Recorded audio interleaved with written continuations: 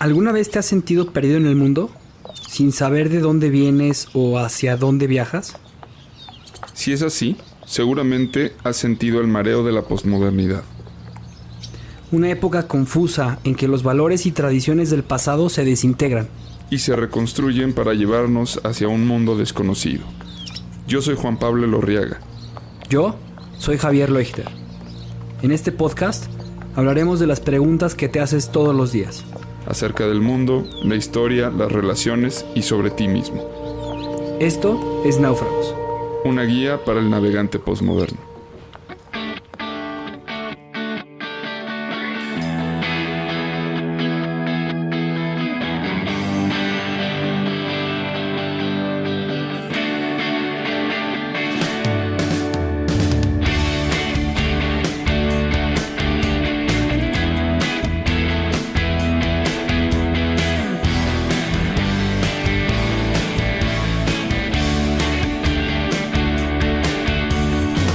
Estoy muy solo y triste acá en este mundo abandonado. Tengo una idea, es la de irme al lugar que yo más quiera. Me falta algo para ir, pues caminando yo no puedo. Construiré una balsa y me iré a naufragar.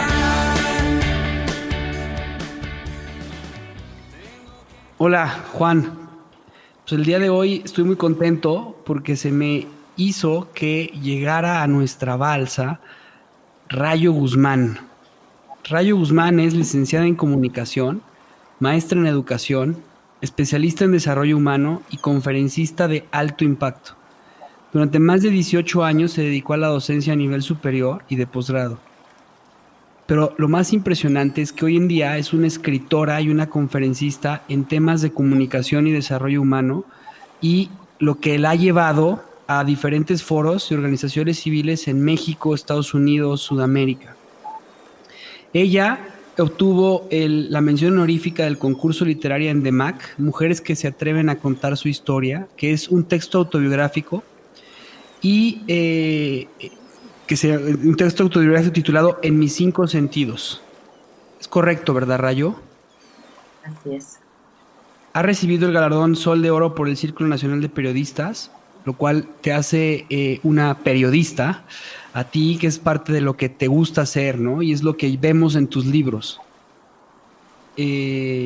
Ha publicado diferentes libros, entre ellos está Cuando papá lastima, Cuando mamá lastima, se me pasan más, Mujeres que se atreven a contar su historia, y recibió la medalla Silvia Pinal por su novela La mujer de ceniza y el hombre que no podía describir en diciembre del 2017. De igual forma, Rayo es una persona muy comprometida en ayudar a las mujeres y ayudar a a las personas a que puedan perdonar parte de su pasado, parte de su presente, y es una mujer muy comprometida con su querido Guanajuato. Es correcto, ¿verdad, Rayo? Así es. ¿Cómo están? Qué gusto platicar con ustedes y subirnos a la balsa. Mucho gusto, Rayo, que estoy encantado de invitarte. Yo pues no estoy familiarizado todavía con tu obra, pero muy curioso de escucharte y de pues conectar contigo. Siento que las temáticas que abordas están muy interesantes, son muy apropiadas pues para extender el diálogo que llevamos aquí. Me gustaría empezar pues por justo retomar un capítulo pasado que hicimos Javier y yo, que nos pareció como muy relevante respecto a este tiempo que es la posmodernidad, que es el tema del arrepentimiento.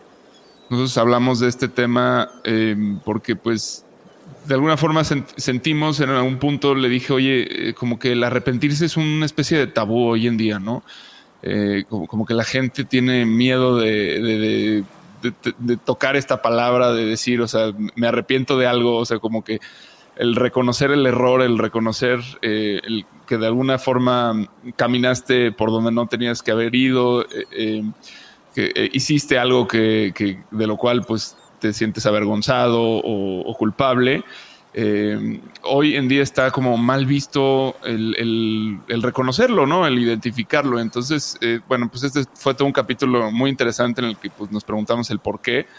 Y obviamente salió mucho a cuento el tema de la culpa. Entonces Javier quiso pues invitarte para traer luz respecto a este tema. Creo que la culpa pues es una palabra que tiene como muchas connotaciones, pero pues es algo con lo que todos vivimos y tal vez no lo entendemos tan bien, ¿no? Entonces creo que me gustaría preguntarte pues qué es lo que nos podrías contar al respecto y qué es lo que has escrito sobre el tema. Hola, ¿cómo están? Pues muchas gracias por la invitación. Realmente yo no he escrito nada sobre ese tema. Mis libros siempre han girado en torno a la ficción. Yo creo personajes, aunque casi 20 años de mi vida me dediqué al desarrollo humano, a la docencia a nivel superior y posgrado. Hace 10 años ya casi, un día me levanté y mandé todo al carajo. Un día me levanté y le dije a mi esposo, a partir de mañana estás casado con Rayo Guzmán, escritora. Y abandoné todo mi trabajo que tenía consolidado, en el cual yo me sentía contenta, exitosa, realizada. Sin embargo, yo tenía una deuda conmigo misma desde niña de ser escritora y me lancé al ruedo y me puse una consigna. Yo no quiero escribir más un libro que dé tips ni consejos, ni tampoco que te diga qué hacer, ¿no? Yo nada más creo personajes.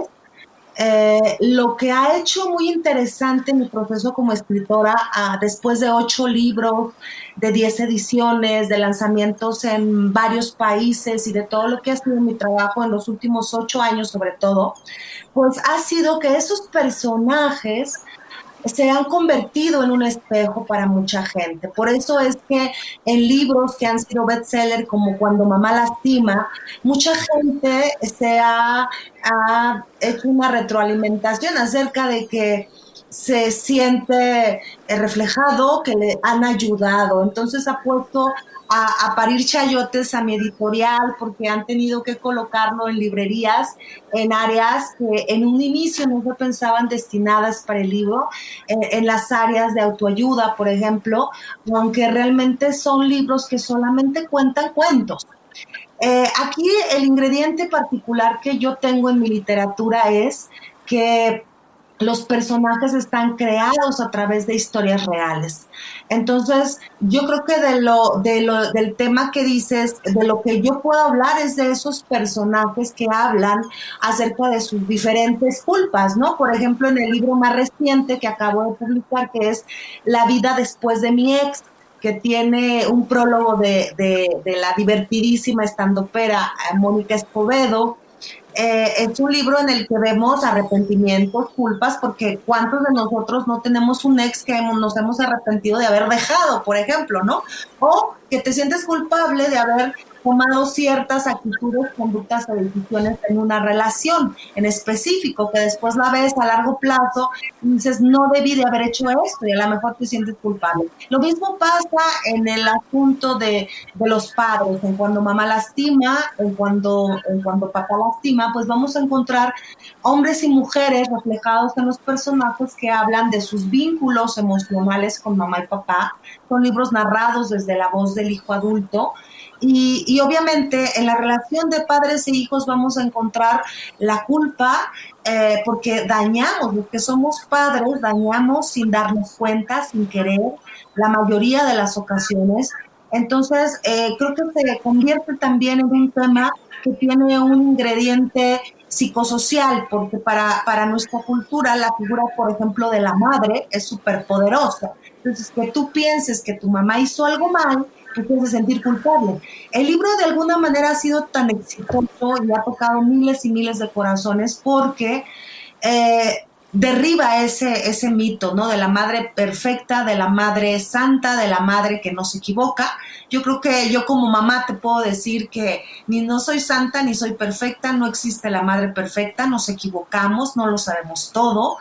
pero el pensar a veces que mi mamá, o le tengo que decir algo a mi mamá, o pensar mal de mi mamá porque me lastimó en cierto momento de mi vida, puede generar esa culpa. Y esa culpa que puede ser crónica y que te puede perseguir hasta la edad adulta, desde muy tiernas etapas de tu existencia hasta una vida adulta, y que incluso puedes heredarla a tus futuras generaciones. Entonces son temas muy interesantes, porque a final de cuentas son temas del espíritu humano, de lo que nos hace ser humanos, y a lo largo de las épocas de la humanidad lo vamos a tener presentes. Vas a encontrar historias de héroes, culpas, arrepentimientos y dolores crónicos, si nos remontamos a las épocas más lejanas hasta las del día de hoy, las que estamos viviendo en este momento presente.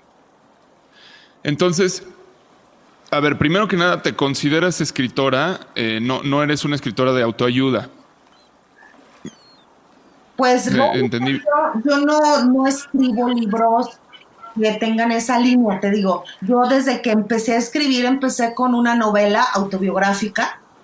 Después me fui al género del relato breve, que es en donde he publicado Tu princesa y yo sapo, Regalos para toda ocasión, Cuando mamá lastima, Cuando papá lastima, y La vida después de mi ex. Y después me fui otra vez a la novela con La mujer de ceniza y El hombre que no puede escribir, y actualmente estoy escribiendo otra novela. Te repito, todos mis libros son de ficción. Sin embargo, la gente dice que les ayuda muchísimo, y ahí es donde yo te digo que siento que les ayuda porque los personajes que creo son honestos, vienen de la vida real, son historias, por contarte una de tantas, ¿no? Cuando yo hice mi pregunta en redes, ¿qué hizo tu mamá que te lastima? En un día recibí más de 800 relatos de la gente acerca de su madre. En 3 semanas tenía miles, y empezó todo un proceso de clasificación por personajes, tipo de heridas, tipo de mamás, etcétera, etcétera. Y después crear un personaje de ficción que hablase por cada uno de ellos, ¿no? De esos grupos de hijos con el corazón herido. Entonces, lo curioso, como te decía, es que libros que pudiesen haber sido clasificados en cuentos, ¿no? En el área de ficción, de cuentos, el día de hoy están siempre en el área de autoayuda, porque la gente dice que les ayuda. Y yo creo que es por eso, porque encuentran un espejo, una identificación plena de su historia personal con algo que le pasó al personaje. Oye, Rayo, a mí tu libro me llamó muchísimo la atención. Te voy a platicar que yo, pues normalmente viajaba mucho y me pasaba mucho tiempo, pues en algunos restaurantes yendo para poder ir a mi lugar de trabajo, que está fuera de León, Guanajuato. Y en un restaurante, justamente antes de pagar en la caja, me encuentro con un libro que decía Cuando papá lastima. Yo acababa de ser papá de una niña de 4, ahorita tiene 4 años, pero acaba de ser papá de una niña de 2 años, que hoy en día tiene 3 años, ¿no? Entonces era mi segunda hija. Y el libro me llegó de forma pues espectacular, porque dije, qué interesante. Y yo esperaba como encontrar la razón de por qué podemos ser malos padres, y como pasos para mejorarlo, y etcétera. Y me llevé una muy grata sorpresa. La verdad es que me llevé historias increíbles de gente que aprendió a perdonar a sus papás después de conocer su historia y contarla, porque eso fue lo que yo entendí. Y me ayudó a ver una parte diferente, muy diferente de cómo nos comportamos, porque nunca aprendimos a ser padres, ¿no? O sea, no aprendemos a ser papás. Pero que tiene que ver con una cuestión que al final de la vida, me acuerdo mucho la historia de el camionero que pues tiene que dejar a su hija favorita, a su hija, no favorita porque ninguna hija es favorito, pero a su hija con la que mejor relación tenía, porque la mamá se entera que tiene otra relación camionero, ¿no? Que es algo pues que es una realidad que vivimos hoy en día en nuestro país y en cualquier parte del mundo. Y la historia me pareció cómo la fuiste llevando, y lo que fue pasando en esta historia de esta chica que sufrió muchísimo porque su papá la abandona y no regresa y se casa con otra familia. y ella pues no podía mantener una relación con otras parejas porque sentía que le iban a abandonar y sentía una emoción y un sentimiento terrible porque su papá la había abandonado, ¿no? Y el papá sentía una culpa terrible porque había abandonado a su tesoro, que era su hija, la que le esperaba cuando llegaba después del tráiler. Y la historia tiene un desenlace impresionante porque el papá sufre un accidente y la persona que la va a curar es una enfermera y es su hija, ¿no?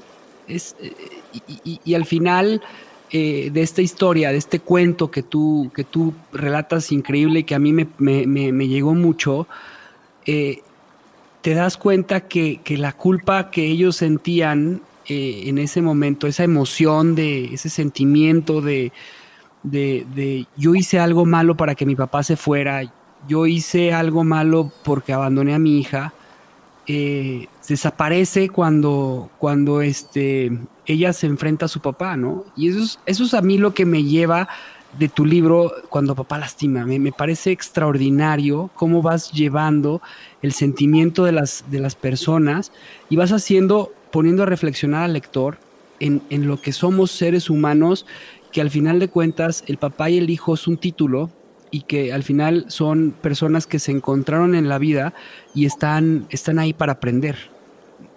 Claro, esa historia que dices, bueno, es de las súper más retroalimentadas por los lectores, ¿eh? O sea, la de la niña en la banqueta es, bueno, de las que, yo creo que son de las que más conmueven, porque curiosamente cuando estuve recopilando las historias reales para el libro, la herida más presente en nuestra sociedad, tristemente, es la del abandono por parte del padre. Entonces era un gran reto crear un personaje que pudiera transmitir todas estas emociones que narraste perfecto. Y es aquí donde te decía, ¿no? O sea, mucha gente cuando ve los títulos dice, ay, a lo mejor son los 12 pasos para llegar a ser buena mamá o buen papá. Pues no, o sea, jamás en la vida voy a escribir eso. Yo creo ficción, creo personajes, pero me he llevado una experiencia padrísima de que la gente que me lee encuentra sus vidas en ellos, entonces encuentra sus vidas y sus emociones, y al conmoverse algo se mueve en su interior y obviamente viene alguna transformación que se necesitaba, y yo soy la más feliz de que así lo vean. Hay, por ejemplo, en Cuando mamá lastima, citando algo de lo que tú dijiste, el hijo predilecto, ahorita tenemos una edición padrísima conmemorando los 5 años del libro, que ya está pues en España, en México, en toda Latinoamérica, y que además yo me llevo por una de mis giras más grandes casi por los 32 estados de nuestro país y otros países también. Que es una edición que ha ilustrado un gran y reconocido artista plástico, que es Yuri Satarain, uno de nuestros más grandes expositores artísticos de la actualidad, y que tiene un prólogo de Ana Mar Orihuela. Cuando mamá lastima tiene un capítulo que se llama La hija predilecta, porque curiosamente, si tú le preguntas a las mamás a cuál hijo quieren más, te van a decir que a todos igual. En el discurso público, en el discurso de la mamá buena, de la que no es mala madre, ¿no? Pero en el discurso que yo manejo, que es el de la confidencia, porque la gente confía en mí sus pensamientos y sentimientos más profundos para que yo pueda inspirarme y escribir. En ese terreno de la confidencia, o sea, claro que las mamás tienen un hijo favorito. Y eso no está bien ni mal, simplemente hay un hijo con el que hay un vínculo de más identificación, más plenitud, por una o mil razones que pueden ser únicas, universos únicos. El que es el favorito o la que es la preferida lo sabe. Los que no son los favoritos lo saben que no son los favoritos. El papá sabe quién es el favorito de la mamá sabe quién es el preferido del papá. Y hay vínculos que son innegables. Esto te lo comento porque ese también es un factor de culpa, ¿no? La mamá a veces se siente culpable de que dice, ay, ¿por qué quiero más a este hijo? Y ese universo íntimo, muy personal, muy escabroso a veces, pero que es muy humano, es a donde yo me meto para escribir mi literatura. y esa parte me fascina porque creo que es momento de una nueva crianza, una crianza en donde entendamos que los que somos padres, tú lo acabas de decir, nunca vamos a encontrar un libro que nos diga qué hacer, porque por más que digamos y tomemos talleres para padres y todo eso, ya cuando tienes el toro enfrente no te salen las cosas, y lo que te funciona con un hijo no te funciona con el otro. Y los que somos padres todos los días estamos a prueba y error, como malabaristas con 1000 bolas en el aire, y tarde que temprano se te cae una. Entonces en la crianza tienes que asumir la posibilidad de decir, hijo, perdóname, no lo sé, lo siento, te amo. Y eso lo único que hace es derribar paradigmas obsoletos del pasado y tener una época diferente en la crianza que exige una capacidad amorosa distinta en nuestras familias.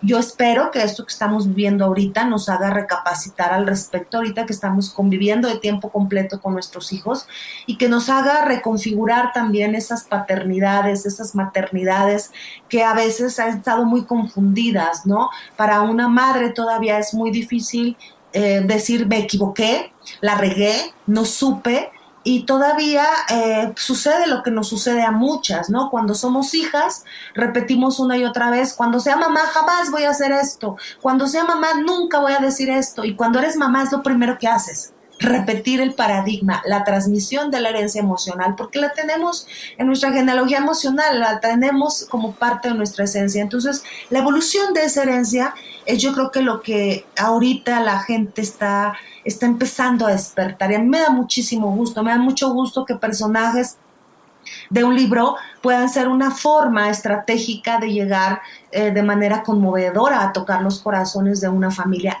También, pues son libros que pueden leer cualquier persona de 13 años a 100, ¿no? Yo soy feliz cuando un chavito de 13, 14 años me dice, leí Cuando mamá lastima y lo amé, me fascina, gracias, Rayo. Cuando una señora de 80 años me dice, oye, qué padre que pude leer tu libro porque me ayudó, mi mamá murió hace mucho, pero descargué, me sentía culpable, me sentía rencorosa, me sentía resentida y sentí que algo se arregló en mi corazón. Qué padre, me da muchísimo gusto. Yo decidí narrarlos a través de la voz del hijo porque todos somos hijos, pero no todos somos padres. Y además no existen los padres perfectos. Pues muy bien y muy interesante. Quisiera yo como entender un poco más a fondo qué es lo que tú has aprendido respecto a la culpa pues con las interacciones que has tenido con tus lectores, a través de la creación de estos personajes. No sé cómo sueles abordar tus cuentos. Yo, por ejemplo, también escribo y para mí el escribir es una experiencia de ser testigo de seres que provienen de mi imaginación, pero no de alguna forma yo al escribirlos estoy conociendo y al escribirlos estoy descubriendo, ¿no? No sé si sea tu método también o cómo tú te aproximas al texto y qué es lo que te he enseñado, ¿no? Bueno, es que son aproximaciones que vienen desde diferentes ángulos, ¿no? Por ejemplo, en el caso de Relato Breve y en específico de esos temas, hay dos vertientes, ¿no? 20 años como especialista en desarrollo humano, como tanatóloga, como experta en acompañamiento, ¿no? Que fue básicamente mi trabajo y como conferencista de esos temas, ¿no? Que de alguna forma tienen que darle luz a los personajes cuando tienen que decir algún tipo de sentencia, párrafo que considero que va a ser útil para la trama. Pero por el otro lado está también las voces de esa gente que entrevisto, que me cuenta sus historias y que trato de ser muy leal, muy fiel a lo que viene siendo el contenido emocional de esas experiencias que me comparten. Ya en la técnica, pues juego, ¿no? Juego de muchas maneras. Ahorita, por ejemplo, que estoy escribiendo novela, siento que ya rebasé esa barrera en donde que es lo que me encanta de la novela, a diferencia del relato breve, es que los personajes un día te levantas y ya son ellos, ¿no? Ya son ellos, ya no eres tú. Ya puedes escribir 2 páginas y darte cuenta al día siguiente de que eso no lo quiere decir el personaje y terminas borrándolo todo. En el momento que los personajes se apropian, que ya son ellos, ya tienen su identidad, ya encontraron su voz, creo que en ese momento es un fluir completamente distinto, ¿no? Y obviamente pues la novela es un género que requiere muchísimo tiempo, muchísimo, a mí me lleva, por ejemplo, la novela La mujer de ceniza y el hombre que no puede escribir, me llevó casi 2 años. En esta llevo trabajando casi 4, ¿no? Entonces, porque me ha llevado a viajar por otros países para hacer investigaciones y demás, etcétera. Pero yo creo que la aproximación siempre que busco es el vínculo emocional para que el texto pueda revelar con la mayor fidelidad posible una emoción. Soy una escritora que trato por todos los medios posibles de conectar la emoción con el lector. Que el lector cuando cierre la página se dé cuenta que ha tenido una experiencia emocional. Y eso es como mi reto diario respecto a la culpa. La culpa es un sentimiento que dicen muchos teóricos que aparece desde el vientre materno, que te lo transmite mamá desde el momento en que empieza a sentir vergüenza por estar embarazada, porque su cuerpo cambia y se siente culpable de sentir vergüenza, de que a veces se siente incómoda por que el embarazo y la maternidad tienen sus lados románticos, pero también sus lados que están fuera de lo que se ha estipulado, ¿no? Qué padre que ahorita ya la maternidad se esté abordando con realidad, con plenitud. Acabo de leer un libro de Brenda Navarro que se llama Casas Vacías y me dio mucho gusto leer cosas así, porque cuando vas a ser mamá te dicen que es lo más bonito del mundo, pero en el momento en que ya empieza toda la experiencia, dices, ¿por qué carajos no me dijeron que todo esto me iba a pasar, ¿no? Porque sí te pasan 1000 cosas. Y como madre, como hija, como mujer, también ha sido explorarme y obviamente en los personajes también se habla, ¿no? Las experiencias de culpa propia. Entonces la culpa es una de los sentimientos que más añejos podemos encontrar en el espíritu humano, ¿sí? El niño cuando ve que mamá lo rechaza, por ejemplo, aunque esté chiquito, aunque tenga 2, 3 años y mamá lo rechaza, se empieza a sentir culpable porque siente que hizo algo mal y que por eso mamá no lo quiere, por eso le dijo, quítate, hazte para allá, cállate, no me molestes. Entonces, tú no sabes de qué forma tan indescriptible, inexplorable puede parecer la culpa en el ser humano. Y también no hay que olvidar que el que vive culpable a veces también tiende a buscar culpables. Y es uno de los sentimientos más inútiles por completo, porque tiene que ser sustituida irremediablemente para que seas feliz por la responsabilidad. Es mejor ser responsable que culpable. La culpabilidad te ata, te paraliza, te deja dando vueltas alrededor del mismo conflicto durante todo el tiempo que sea necesario. Y si no te sales de ahí, te puedes estancar en muchas cosas en tu existencia. Sin embargo, la responsabilidad, como la palabra misma significa respuesta hábil, te hace ser activo, proactivo, tomar decisiones, cometer acciones, generar conductas, y eso, a pesar del dolor o de la tristeza o de la vergüenza que hayas sentido por alguna situación, definitivamente vas a entender el fondo de esto y te va a llevar a moverte de un lugar para ir creciendo, para ir evolucionando. Ayer que estaba en entrevista con César Lozano, con quien frecuentemente participamos, hablábamos precisamente de lo que era el fracaso, ¿no? Del fracaso, de cómo en ocasiones nos sentimos culpables por haber fracasado, cuando no nos han a veces programado para ver de una manera, no con un optimismo tonto, sino con un realismo positivo, el que a veces el equivocarte, el que te rechacen, el que no logres algo, las bondades del no, ¿sí? En muchas ocasiones eso que no sucedió, que no lo lograste, que no hiciste, el tiempo te lo explica que fue lo mejor, que la verdad fue algo que definitivamente te llevó hacia una mejor ruta. Entonces, la culpa siempre te va a hacer que te estanques en pensamientos negativos, de fracaso, de frustración, y que no te muevas de un lugar en donde no te sientes amado o a gusto. Y la responsabilidad te va a llevar hacia el otro lado. Hablando en los términos de su podcast, ¿no? Los va a hacer que puedan ver la orilla de la playa cuando anden naufragando. Ok, a mí, a ver, puedo estar de acuerdo casi con todo, pero siento que no es una cosa inútil la culpa. Yo siento que es un sentimiento que tiene un porqué, y especialmente creo que tiene que ver con... Es un sentimiento que nos vuelve humanos, nos vuelve seres humanos. Eh, por ejemplo, en el tema de la criminología y así, pues se dice que una persona sin culpa, una persona incapaz de sentir culpa, es un psicópata, un sociópata, ¿no? Es alguien que está separado por completo de la empatía y por ende no puede sentirlo y puede actuar pues de maneras tan monstruosas en ocasiones, ¿no? Entonces, me parece que es algo pues, bueno, vale la pena pensarlo y es difícil, justamente es un sentimiento complejo, creo que porque es difícil diferenciar en dónde está esa línea en la que eres empático y eres un ser humano y debes sentir culpa porque hay acciones que son reprobables y que debes aprender de ellas y el hecho de pasar por la culpa es lo que te va a orientar para no volverlas a cometer. Pero otra cosa es ya pues anclarse ahí y quedarse a vivir de esa forma, que creo que es lo que está, bueno, por ahí va todo lo que nos has dicho y en eso estoy completamente de acuerdo. No sé qué opinas, o sea, ¿qué hay como, cuál es el margen que divide una cosa de la otra?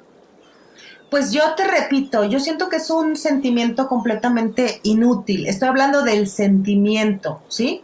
Otra cosa sería la conducta culpable, ¿sí? O sea, que tú tengas yo regreso a la palabra responsabilidad. Soy mucho más neurolingüística, me gusta más utilizar la palabra que sea más inteligente para gestionar lo que a ti te pasa. En términos de criminología y todo desconozco porque no es mi ámbito, te estoy hablando desde el ámbito del desarrollo humano, en donde considero que como hables vas a tener el nivel de conciencia acerca de ti, de tu entorno. Entonces, si tú, por ejemplo, no sé, tal vez rompiste el juguete de tu hermano, y te hiciste tonto cuando preguntaron quién fue y me van a regañar, mejor digo que no. Y entonces empiezo a huir de lo que acabo de hacer, ¿sí? Yo voy a tener dos caminos siempre para ese tipo de experiencias cotidianas y va a ser uno que le eche la culpa a alguien, ¿no? O sea, vino un amigo y la rompió, ¿no? O que le eche la culpa al entorno. Es que yo iba pasando, iba corriendo y mi hermana dejó la muñeca ahí y ¿para qué la deja ahí? Porque por su culpa se cayó y yo la quebré, ¿no? Ahí estamos hablando de esos niveles de todavía de inconsciencia acerca de lo que es ser responsable. El otro camino que tengo, independientemente si me siento culpable o no tengo la culpa, pues es decir, me hago responsable, yo la rompí, no fue intencional, pero sí yo fui. ¿De qué manera? No, pues te ofrezco mi domingo, 3 domingos para ver si te puedes comprar otra, hermana, ¿no? O sea, generar una respuesta, generar una conducta distinta. Y de eso es de lo que estoy hablando, porque de eso es de lo que hablan mis personajes, de este tipo de respuestas que tenemos ante la vida cotidiana, en el amor y en el desamor de los seres humanos. Por ejemplo, como madre te puedo decir que me puedo sentir culpable de ciertas cosas que a lo mejor he dado de más o no he dado a mi hija o a mi hijo, pero puedo tener la decisión de estar culpable, bajar autoridad, bajar la guardia, sentirme mal y estar así, etcétera, etcétera, o responsabilizarme, decir, ¿sabes qué, hija? Lo siento, perdóname, ¿qué podemos hacer aquí? Vamos a buscar ayuda, ¿cómo nos ayudamos? O sea, siempre voy a estar en pro de que socialmente, familiarmente, en los entornos humanos se genere una conciencia un poquito más compasiva, amorosa, amable, amistosa. Yo creo que uno de mis pensamientos recurrentes es precisamente ese, ¿no? Que si los seres humanos tuviéramos más conciencia de quiénes somos y cómo hacemos, podríamos elegir qué decir, hacer, pensar de una manera que sea, que trascienda en nuestra sociedad con un impacto positivo. El nivel de conciencia que a veces se escucha, se ve, es lo que refleja, ¿no? O sea, inconsciencia en muchos niveles, ahorita que estamos necesitando tanto empatía, unidad, comprensión, que pasen de moda muchas cosas, ¿no? Por ejemplo, ayer me preguntaban, ¿qué te gustaría que pasara de moda? A mí me encantaría que pase de moda el rollito este de dividir, del ego, de sentirnos diferentes de los demás, de querer que toda la gente piense, sea como yo. O sea, no sé, creo que es momento de unirnos mucho, porque la empatía que tanta falta nos ha hecho es precisamente porque a veces no tenemos esa conciencia del otro, del semejante, de lo que puede necesitar o de lo que puede hacer. Y los personajes de mis libros navegan en lo cotidiano, no dan morales, no te dicen qué hacer, no te dicen qué pensar. Va a haber tal vez algún personaje que lo vas a querer matar porque dices, no es posible que haya hecho eso. Va a haber otro que lo ames.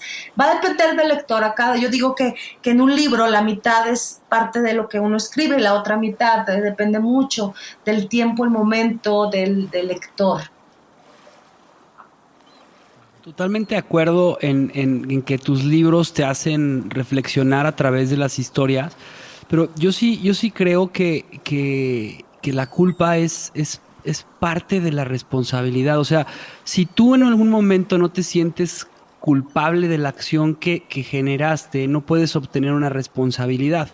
Entonces, la culpa como sentimiento, pudiera estar de acuerdo contigo que si no le pones una dirección, llega a ser inútil, porque lo único que haces es hundirte en sentimientos que no te van a generar ninguna mejora. Pero sí la culpa como una acción de que tú hiciste algo que fue incorrecto, genera responsabilidad. Y es algo que pues muy probablemente tú como tanatóloga y como persona de desarrollo humano ves con muchas de las personas a las que has llevado en el camino, y es esta la responsabilidad de hacerte cargo de lo que ha sucedido con tus acciones. Y justamente la culpa, la definición que tenemos de culpa por la RAI es acción u omisión que provocan un sentimiento de responsabilidad por un daño causado. Entonces, sí es la culpa el instrumento para convertirte en responsable, creo yo. O sea, aquí yo creo que lo que hay que dejar en claro es, una cosa es que te sientas culpable y otra cosa que la culpa sea útil. Tú no puedes evitar sentirte culpable, no puedes evitar enojarte, no puedes evitar sentir miedo, no puedes evitar sentirte feliz si algo lo genera, no puedes evitar, porque esa es la vida emocional, eso es lo que nos hace humanos. ¿Hasta ahí estamos claros? ¿Sí? Sí, claro. Ok. Y otra cosa es, ¿en qué transformas eso? O sea, a lo que yo me refiero es, la culpa es una experiencia humana como son tantas más. O sea, todo, no solamente una persona muerta o que está mal drogada con alguna sustancia no siente, ¿no? O sea, claro, pero otra cosa es, de lo que yo estoy hablando es, ¿qué haces con eso? ¿Qué haces con eso que has sentido? Es como si yo te dijera, una cosa es que yo te diga, no, es que el miedo es un sentimiento inútil. Pues, pero lo vas a sentir, ¿no? O sea, toda la vida vamos a sentir miedo de algo. No se nos va a ir. Pero, ¿qué pasa con tu miedo? ¿Qué haces con tu miedo? ¿En qué se transforma tu miedo? Eso es lo que yo he estado explicando. Que la culpa, claro, te tienes que deshacer de ella pronto, porque estoy hablando en el contexto de cuando mamá lastima y cuando papá lastima, en el contexto de mis libros. Te tienes que deshacer de ella y transformarla en responsabilidad, en una respuesta hábil, porque si no, si la sientes y la vives es porque eres humano. Pero después, ¿qué pasa con eso?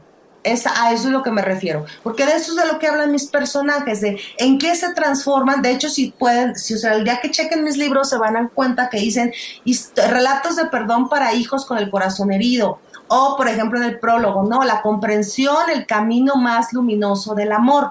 ¿Por qué?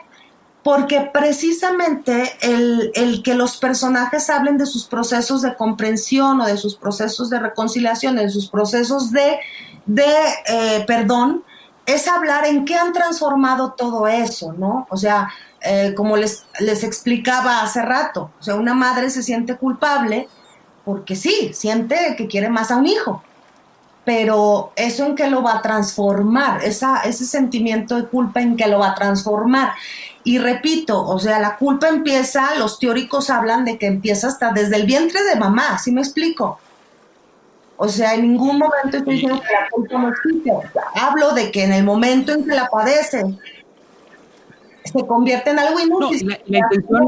la intención en ningún momento es ni atacar, ni criticar, ni desdeñar, ni decir sino es como lo que queremos hacer en este momento es como querer entender y llegar a una profundidad de lo que es la culpa para cada uno de nosotros. Y a mí me queda muy claro que para ti la culpa es un sentimiento inútil. ¿Por qué? Porque si lo mantienes, pues no te vuelves responsable. Eso me quedó clarísimo. La intención del comentario que yo decía era decir que la culpa también es lo que te mueve, o sea, es como el miedo, o sea, el miedo, como dices tú, es un sentimiento inútil, pero si tú sin miedo no habríamos conquistado lo que hemos hecho como, o sea, cuando escribiste tu primer libro probablemente tenías miedo. Imagínate. Exacto. Sin miedo y sin miedo en esta pandemia. Si con miedo la gente cómo se ha destrampado, imagínate sin miedo. Pero también el miedo que ha generado la pandemia ha creado grandes hobbies que gente no se animaba a hacer. Entonces es bien interesante esta parte de la paradoja, ¿no? Del ser humano. Lo que pasa es que la vida emocional es eso. O sea, las emociones significan lo que te mueve adentro. Entonces, cualquier emoción que tengas, cualquiera que se manifieste en tu cuerpo, en tu espíritu, te va a mover para algo, pero tú vas a decidir hacia dónde te mueve. A mí algo que me gusta mucho de lo que tú mencionas es que dices en tu libro, dices, o sea, el niño herido, ¿no? Y cómo a través del perdón, pero lo que me gusta de tus dos libros, que los dos he leído los dos, el de Cuando mamá lastima y Cuando papá lastima, es este niño herido que a través del perdón, pero donde él se perdona y perdona también a sus papás, ¿no? Se deshace de un dolor crónico y camina justamente hacia un sendero de la liberación emocional. Y la culpa justo te ayuda, o sea, es inútil, ¿por qué? Porque te ayuda, es muy útil porque te ayuda a liberarte. Cuando tú la reconoces, te liberas emocionalmente. Si no tienes sentimiento de culpa, es porque es lo que empezaron diciendo ustedes, o sea, caemos en lo que es el arrepentimiento, ¿no? O sea, hay personas que aunque saben que son culpables, no viven ninguna compasión ni arrepentimiento hacia lo que hicieron. Y pues aunque saben, están conscientes que son culpables, no sienten culpa, no sienten arrepentimiento, no sienten remordimiento. Pero en el diario vivir, en la vida cotidiana, en las historias que yo narro, los sentimientos, cualquier sentimiento que aparece, siempre se trata de explorar hacia dónde caminó el ser humano, hacia dónde pudo haber transitado, porque siempre tenemos la opción de transitar hacia diferentes rutas. Podemos quedarnos en rutas que son circulares, dando vueltas y vueltas y vueltas, y podemos generar, ¿no? Otro tipo de rutas, de caminos, de senderos que nosotros mismos vamos diseñando, y a final de cuentas lo que va determinando esos senderos que recorremos pues es la capacidad que tenemos amorosa en nuestro corazón, ¿sí? Amorosa en lo más profundo y reitero, ¿no? O sea, las emociones primarias, que es ira, miedo y amor, van a engendrar todas las demás que se desprenden, y yo no me puedo imaginar que un ser humano no tenga todas esas cosas, porque lo que nos hace ser seres humanos es precisamente vivir todo esto. Entonces, retomando esa idea, porque creo que es lo que más me importa decir, es que cualquier cosa, acción, circunstancia de que me haga a mí sentir culpable, es una experiencia que yo la puedo convertir en algo muy útil, como cualquier otra experiencia emocional. Yo puedo elegir mi ira o mi miedo o mi rencor o mi resentimiento, en qué transformarlo, ¿sí? A eso me refiero mucho, ¿no? O sea, la palabra inútil la utilicé para decir que no te quedes con algo que no sirve, no porque no creo que exista, o sea, al contrario, la culpa existe, como existe la vergüenza, como existe el miedo, como la ira que engendra a sus hijitos, el rencor, el resentimiento, la venganza, como el amor que engendra a sus hijos, como son la amistad, la amabilidad, la tolerancia, la paciencia, la caridad, etcétera, como el miedo que engendra a sus propios hijos, todas las emociones que tenemos son las que nos hacen, a final de cuentas, seres humanos, ¿no? Y como te decía, imagínate, la experiencia emocional del ser humano es maravilloso para uno como escritor. El explorar toda la experiencia emocional del ser humano propia, de los que te rodean, de todo lo que se vive, eso es un cimiento literario padrísimo porque puedes crear personajes, escenas, escenarios, siempre con la imaginación de la mano. Creo que la imaginación ha sido la gran compañera de esta pandemia y creo que los seres humanos en esta fase que estamos viviendo estamos sometidos a una expansión espiritual, a una expansión mental, a una expansión de pensamiento que la debemos de aprovechar. Yo creo que es algo que de veras debemos de aprovechar muchísimo porque no podemos salir ilesos de esto que está pasando. Sí, pues muchas cosas que me estás moviendo con estos temas. Yo personalmente siento que pues a lo mejor me hace falta mucho trabajar el tema como de la culpa. Siento que me gusta dar vueltas ahí. Siento que no es tan sencillo el hecho de reconocerla y salir por el puro hecho de decidirlo, ¿no? Como que a veces pareciera que basta con que uno diga, bueno, ya estuvo, ¿no? Vamos a salir de aquí y seguir caminando. Creo que yo en lo personal siento que soy pues alguien que se aferra mucho como a las emociones, a los apegos, a este tipo de cosas y bueno, ciertamente me haría bien perdonar. Sin embargo, creo que no es tan fácil. No sé qué es lo que has percibido de lo que te dice la gente, o sea, cómo ayudas a soltar. Híjole, yo creo que eso es de lo más valioso que he encontrado al pasar por la experiencia de escribir libros como Cuando mamá lastima y Cuando papá lastima. Identificar las heridas de infancia es lo más importante para cualquier ser humano, porque si tú identificas tus heridas de infancia, vas a identificar los rasguños que trae tu adulto. Y las heridas de infancia son 5: abandono, rechazo, humillación, injusticia y se me está yendo otra, pero ahorita me acuerdo. Y esas son las que detonan todo lo demás. Entonces, si alguien detecta que tiene tendencia a sentirse culpable, a sentirse juzgado, hay que revisar cuál es su herida de predominancia, porque ahí vas a encontrar un chorro de respuestas. Eso lo he aprendido con estas miles de historias, aparte de toda la evolución como especialista en desarrollo humano, que realmente lo que haya aprendido en libros no tiene ninguna comparación con el haber escuchado a miles de personas y seguir todos los días escuchando a cientos de testimonios de gente que se encontró en los libros y que te abre sus heridas y que te dice qué hizo, y que eso es impactante, ¿no? Entonces, por ejemplo, alguien que tuvo traición es la otra herida. Alguien que tuvo la herida de traición por su padre o por su madre de niño, y que una herida de traición está súper fácil de reescribir, ¿no? Tú llegas a los 10 años y le dices a tu mamá, mamá, ¿qué crees? Que me gusta Lupita. la hija de tu comadre, pero no le vayas a decir a nadie, mamá, no le vayas a decir a nadie. Y a las 4 horas te das cuenta que tu mamá está hablando por teléfono con la comadre diciéndole, ¿qué crees? Que a mi niña le gusta tu hijo.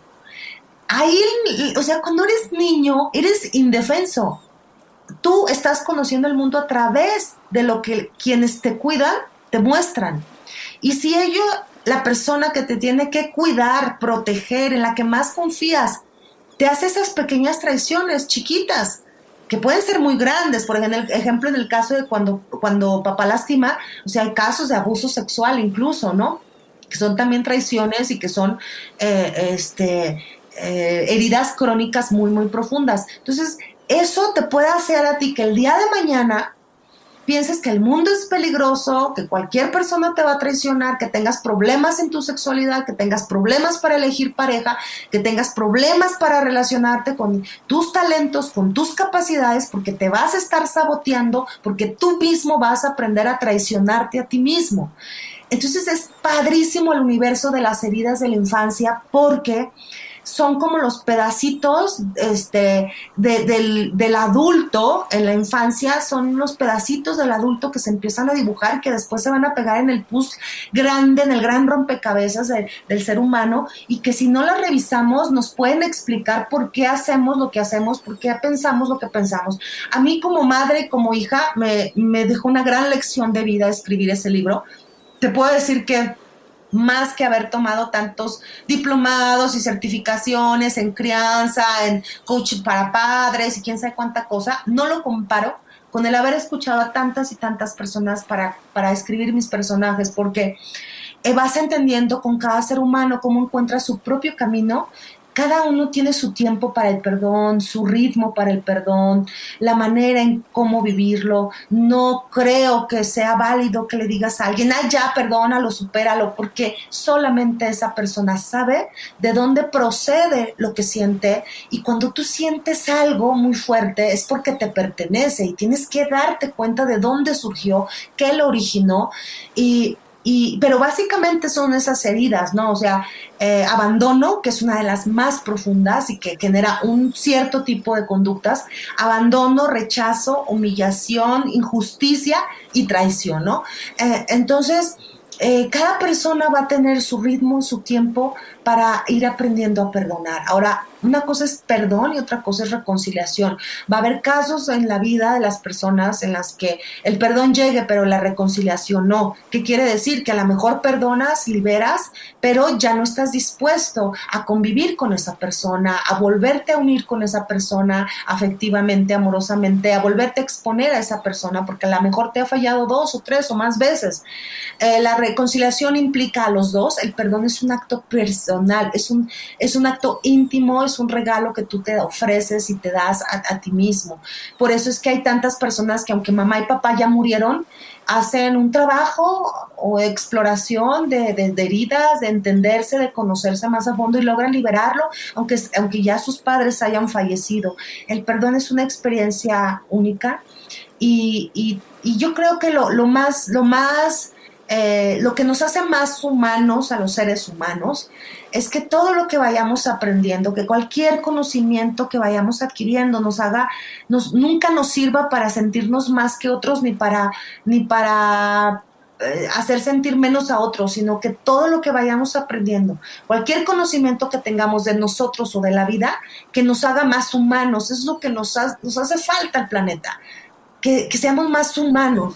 Y una forma de humanizarnos es regresar al origen de nuestros dolores, regresar al origen de nuestras emociones dolidas, lastimadas, encontrar la comprensión y caminar movernos, ¿no?, a la transformación, a saber qué es lo que quiero convertir en eso. A mí me ha funcionado mucho, por ejemplo, cuando escribí en mis 5 sentidos, me ayudó mucho a sanar un chorro de cosas en mi vida, escribir mi libro autobiográfico. Jamás pensé que iba a salir premiado, ni publicado, ni nada. Yo recuerdo que en aquellos años lo hice como un ejercicio literario, pero más catártico que nada. Y creo que la escritura siempre será una gran manera de que nos encontremos, de que nos conozcamos y de que nos liberemos. Estoy totalmente de acuerdo en lo que mencionas de lo valioso que es el perdón. Y aquí tengo una frase tuya en las notas de los libros que me encantó y de hecho la apunté. Dicen que perdonar justamente viene del capítulo de La hija predilecta. Y te voy a citar. Dicen que para perdonar no se debe tomar tan en serio las limitaciones del otro, los agravios del otro, restarle importancia. Eso intento y a veces lo consigo. Sobre todo cuando imagino a mi madre de niña dejando inconclusos sus sueños por realizar los sueños de los demás. Cuando la visualizo como esa joven esclava de las tradiciones y de los mandatos de los abuelos, cuando la pienso niña le doy permiso de ser caprichosa y de amarme como le venga en gana. Es justo, o sea, es justo la parte de la comprensión de tu historia, ¿no? O sea, cuando comprendes de dónde vienes y por qué pensaban así, de verdaderamente sueltas y te dejas de ser un juicio, ¿no? Creo yo. Exacto. Y es ahí donde aplica lo que les explicaba hace un momento. Lo voy a explicar, ejemplificar con un caso personal, ¿no? Yo cuando estaba escribiendo el libro, a mi hija le dije, siéntate y dime todo lo que hago que te lastima. Y órale, ¿no? Y aguantar vara. Y pues hay una disposición de escuchar, de aguantar vara, de repente nos reíamos, de repente llorábamos, de repente lo que sea, lo que tú quieras. Pero en el momento que yo llego con mi mamá, que es otra generación, muy diferente, configurada muy diferente emocionalmente. Oye, mamá, es que estoy escribiendo un libro así y quiero que me digas por qué me hiciste esto. Y yo le expresé algo que me había lastimado muchísimo cuando yo tenía como 9 años, ¿no? Y entonces yo le dije, necesito que me contestes esto, porque esto siempre ha sido algo que he tenido en mi corazón y que a lo mejor nos ha privado durante todos estos años de tener una relación plena. Y mi madre me dijo, es que yo me siento culpable de eso que pasó porque yo era muy joven, tú fuiste mi primera hija, no tenía la más remota idea, se me hizo fácil hacer lo que hice y te lastimé muchísimo. Entonces, en el momento en que ella me dijo por qué, ¿sí? ¿Por qué lo había hecho? Sentí tanta ternura, la abracé fuerte, la comprendí. Y ahí es cuando aplica lo que les acabo de decir. Pasa el tiempo, mi mamá me dice, yo sintiéndome culpable tanto tiempo a lo estúpido, cuando desde hace mucho tiempo te debí de haber contado por qué hice lo que hice. ¿Sí me entienden? A eso me refería. Creo que cuando tú das la oportunidad a tu madre, en este caso de lo que estamos hablando, ¿no? De cuando mamá lastima, de que te cuente su propia historia. Por eso los libros están escritos en la voz del hijo, pero también estamos conociendo la vida de la mamá. Estamos escuchando también la vida de la mamá, porque escuchar la vida de tu madre o de tu padre es escuchar tu propia vida. Y ahí vas a empatizar, a comprender a muchas cosas. Y eso es básico para el perdón. Para el perdón tienes que tener esa disposición de escuchar sin estar pensando qué le respondo para desquitarme de lo que me arde, lo que me duele, de lo que todavía... El resentimiento, al final de cuentas, es eso, resentir, volver a sentir, ¿no? Entonces, a veces por el resentimiento no nos entregamos a la experiencia del perdón y se puede lograr, repito, no necesariamente se vale que tengas que aguantar, ¿no? Que las cosas, que te sigas exponiendo a que te lastime la persona de la misma manera, porque hay personas que así son y que van por la vida pensando que así tiene que ser, ¿no? Y que los demás se tienen que aguantar, entonces no les importa si lastiman o no, pero la reconciliación va a requerir de las dos vías. Sin embargo, el perdón es tuyo. Si tú perdonas y sueltas y liberas y dices, ya no quiero esto, no lo necesito en mi vida, te perdono, te amo. En el caso de un padre o de una madre, tu papá y tu mamá a lo mejor no van a cambiar, van a seguir diciendo lo que dicen o haciendo lo que hacen. A veces ya la gente es así, punto, ¿no? Aprendes a amarlos, a aceptarlos como son, y eso es porque ya los perdonaste, ¿no? Ya te diste cuenta que que te educaron a través de lo que a ellos les dieron y que a veces los padres no podemos dar lo que no tenemos. Hay, por ejemplo, padres muy rígidos que no son, pues, no son capaces de abrazar, de besar, porque a ellos nunca les enseñaron y les toca al hijo enseñarlos a ser amorosos. Y qué bonito, ¿no? Sí. De hecho así es, o sea, sí pasa y lo vimos en tus libros y pasa con muchísima gente que nos esté escuchando.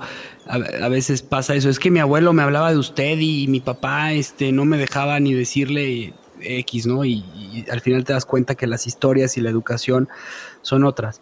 Para hacer, o sea, estamos ya a punto de llegar a tu destino, estamos ya llegando a tierra firme.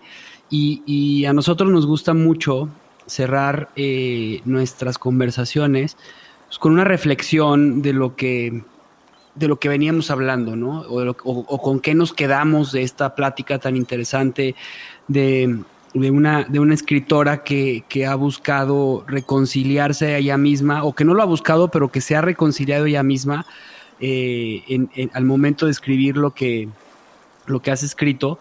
Y pues yo me quedo con tres cosas que has dicho y que me encantaron y que a mí me hicieron reflexionar en este momento. O sea, la primera es que la culpa es, no como sentimiento, sino como acción, es necesaria para algo que yo siempre he admirado mucho en la gente, cuando la gente es responsable, ¿no? O sea, la culpa es el primer paso para sentirte responsable. La segunda parte es que al momento del perdón y de una acción que lastime a otra persona, pues hay dos vías, ¿no? El que se lastima y el que lo hace. Y muchas veces vemos nada más un lado, que es lo que acabas de mencionar, y que eso me vibró mucho, y es que vemos nada más el lado de cuando nos lastiman y no nos damos cuenta que la otra parte probablemente la hizo de forma inconsciente y nunca se dio cuenta, o lo hizo porque eran sus manías, o porque eran sus historias, o porque era su pasado y es lo que venía cargando. Entonces, el poder reconocer en el otro que probablemente no lo hizo de mala forma, y que tú tengas la valentía, porque sí requiere mucha valentía el decir, oye, ¿qué pasó? Elimina mucha culpa, ¿no? Y finalmente, pues agradecerte yo personalmente el que nos hayas aceptado subirte a esta balsa. Me encanta lo que haces y te agradezco muchísimo que estés aquí. Juan Pablo, no sé qué quiera reflexionar, qué quiera decirte, pero pues yo primero que nada, gracias. Pues sí, yo también te quiero agradecer mucho, Rayo, por haber compartido esta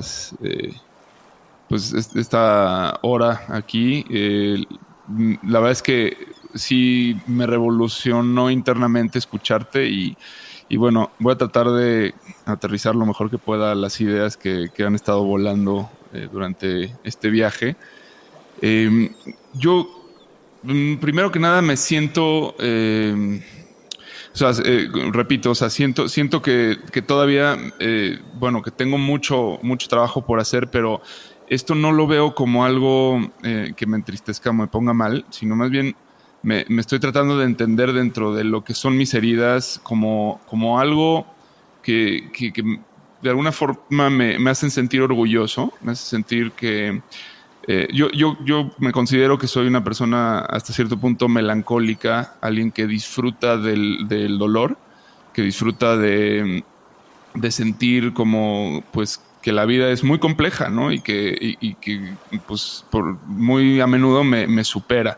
Y las heridas que tengo, de alguna forma portarlas como una cicatriz que sea visible y que esté ahí como la marca de todo lo que hago, que incluso deje errores, deje huella dentro de lo que hago, y que eso me permita reevaluar cada vez pues lo que soy, en lo que me he convertido, en lo que me he transformado.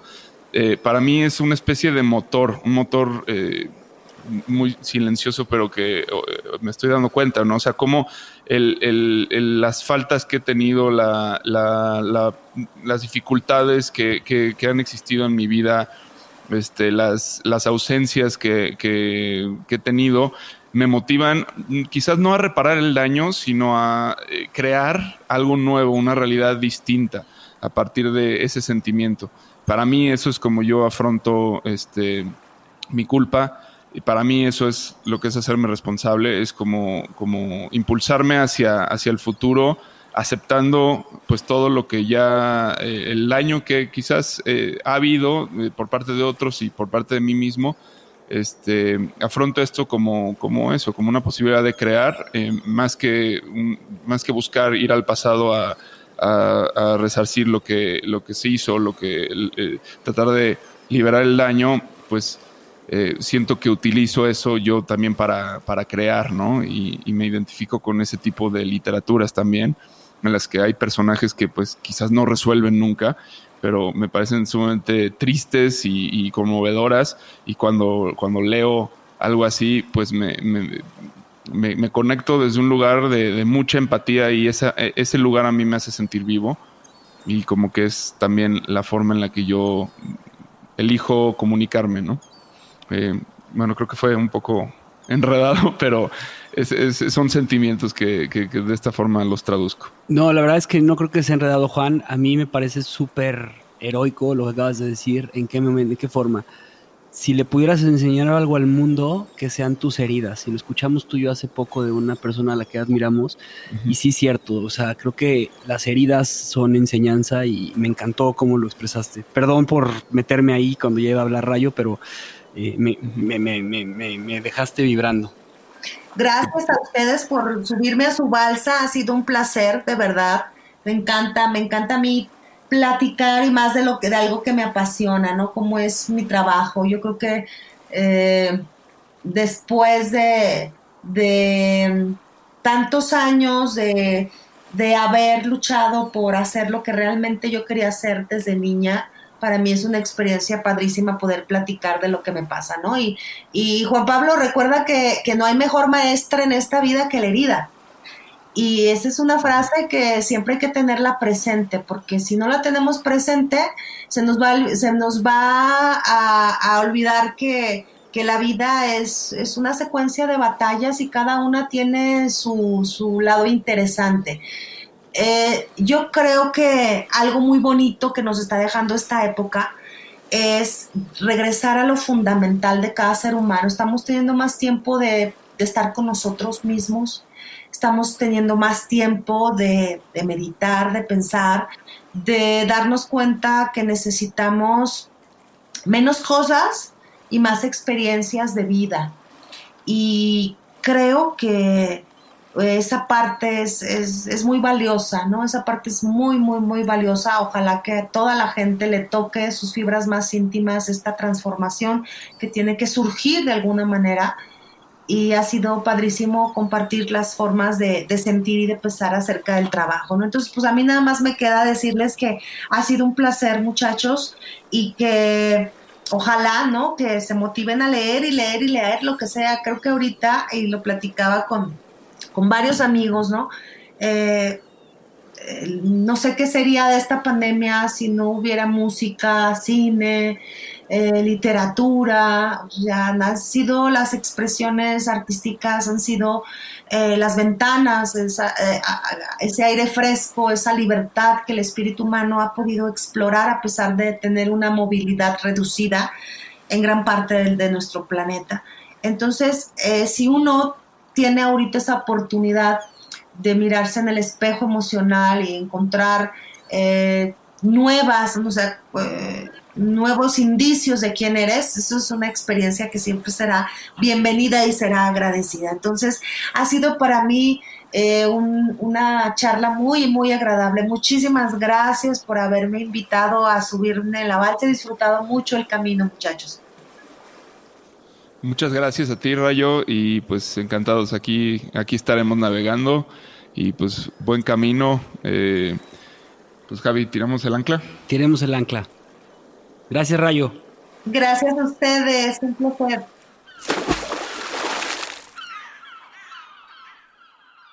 Gracias por escuchar nuestro programa.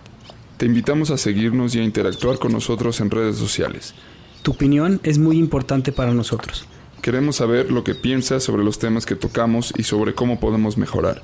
Búscanos en Instagram, Facebook y YouTube. O en nuestro sitio web, naufragospodcast.com. Buen viaje. Nos vemos en el siguiente puerto.